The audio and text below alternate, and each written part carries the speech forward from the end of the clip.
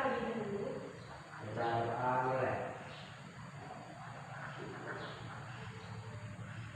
Berdoa selesai. Kita ambil absen dulu ya.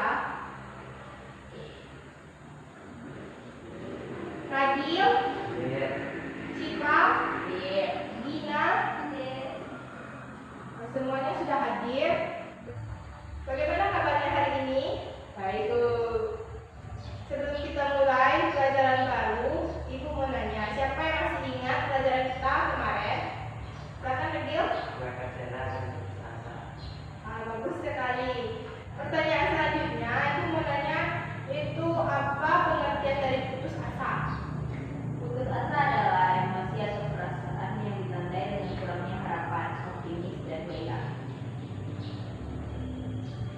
Jawabannya sangat bagus dan semuanya sudah paham dengan materi minggu lalu.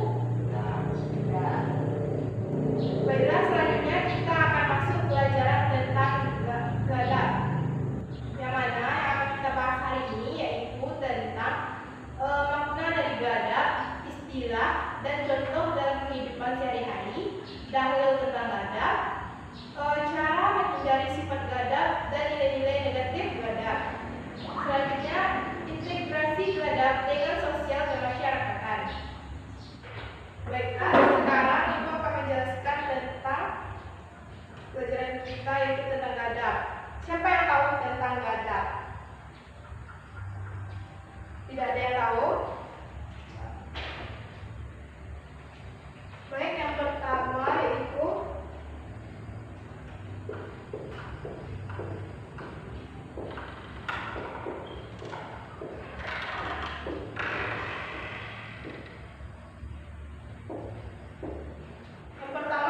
pengertian dari gadab. Gadab adalah perilaku tercela yang harus dihindarkan. Gadab atau marah secara harfiah berarti keras atau berbuat yang kasar dan akan mengakibatkan marah. Hal ini juga mengenai tentang sikap seseorang karena sering tidak senang terhadap perilaku orang lain. Jadi gadab ini merupakan salah satu hal tercela yang harus dihindarkan. Tidak ada seseorang pun yang harus melakukan ini, tetapi ada hal yang harus dilakukan. Jika melakukan gadab dibolehkan. Gadab atau amarah itu adalah suatu perbuatan yang terlarang oleh Allah, sangat dibenci oleh Allah yang memiliki sifat gadab tersebut. Contoh perilaku gadab atau marah dalam kehidupan sehari-hari itu sangat mudah terpancing emosi. Dalam segala hal mungkin dia melakukan hal apapun dan dia terpancing dengan emosi tersebut.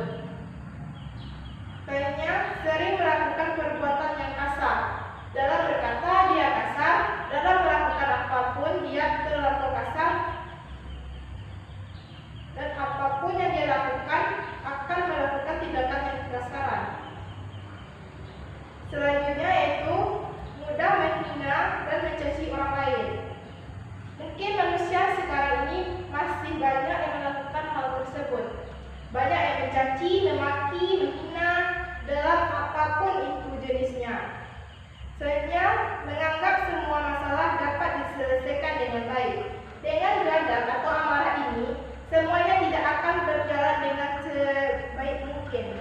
Walaupun apapun yang terjadi, perilaku gadab atau amarah ini tidak boleh dilakukan terus-menerus.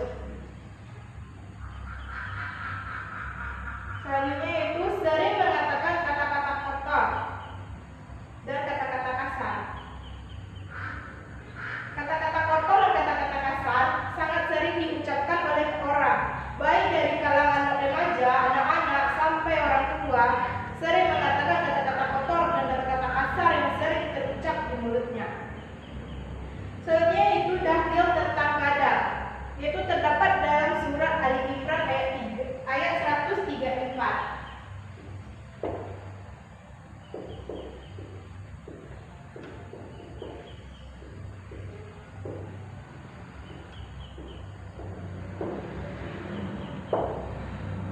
Yang artinya itu orang-orang yang menafkahkan hartanya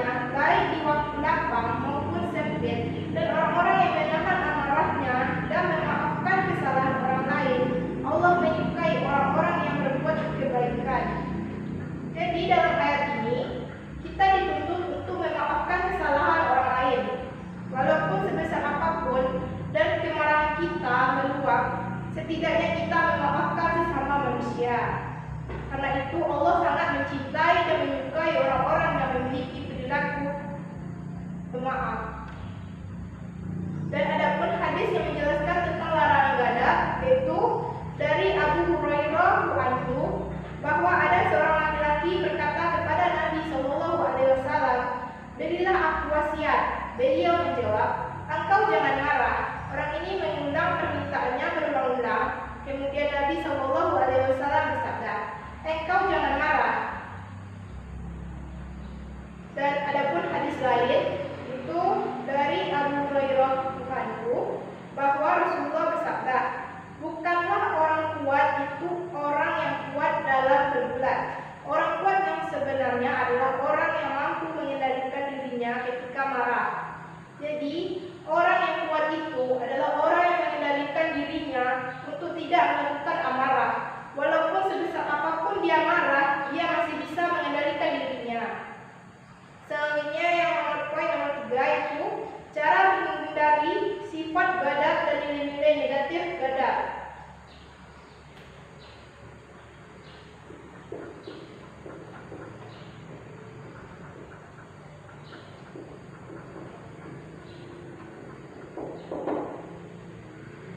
Yang pertama yaitu meredakan rasa amarah dengan sabar.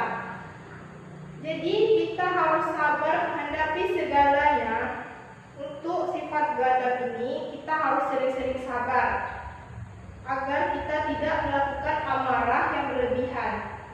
Yang selanjutnya yaitu meredakan rasa amarah dengan zikir kepada Allah. Setiap kita melakukan apa-apapun, kita harus berzikir kepada Allah Subhanahu wa Ta'ala untuk menghindari rasa amarah kita kepada orang lain. Selanjutnya, meredakan rasa amarah dengan berwudu.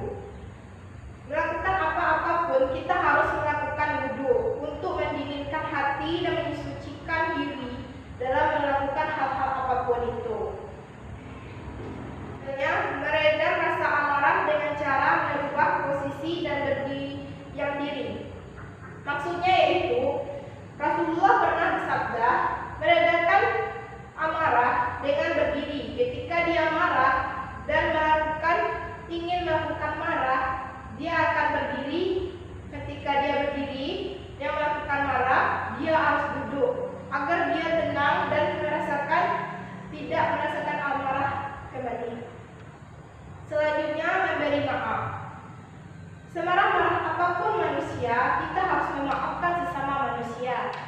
Baik apapun yang dilakukannya menyakitkan perasaan kita, setidaknya kita harus memaafkan sesama manusia. Selanjutnya yaitu integrasi gadab dengan sosial kemasyarakatan.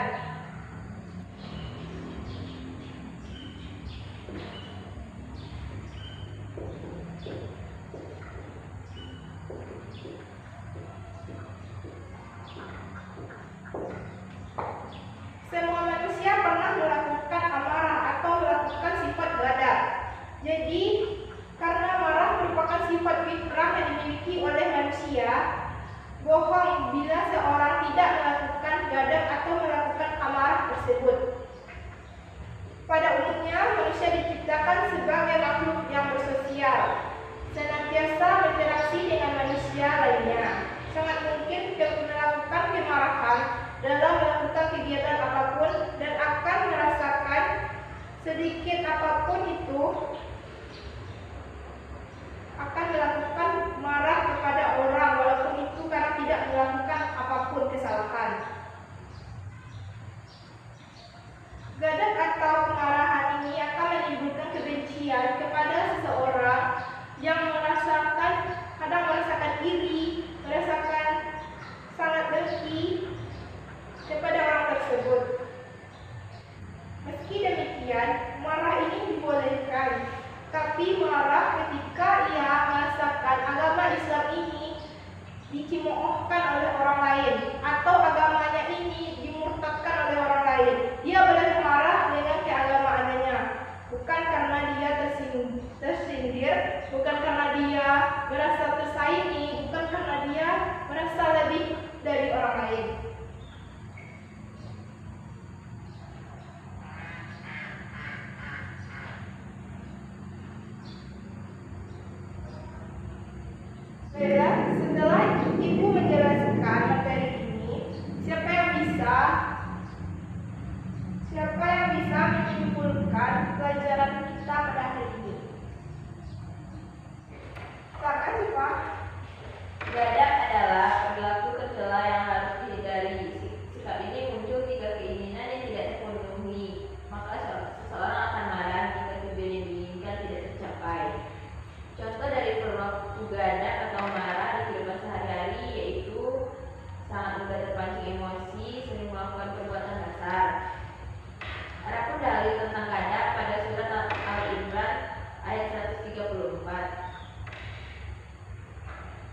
menghindari sikap gadap itu meredam rasa amarah dengan sabar, meredam rasa amarah dengan berzikir kepada Allah.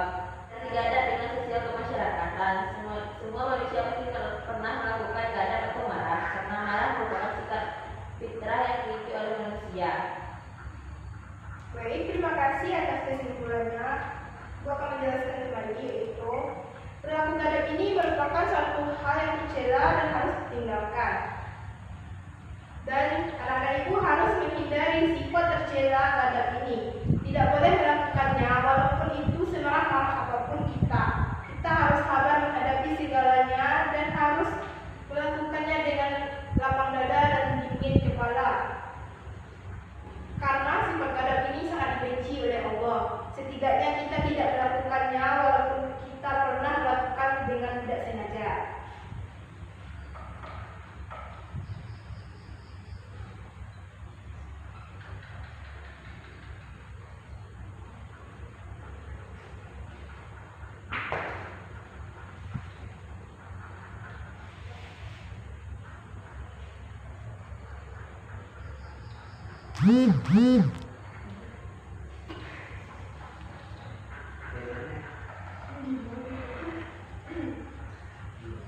Baiklah, selanjutnya.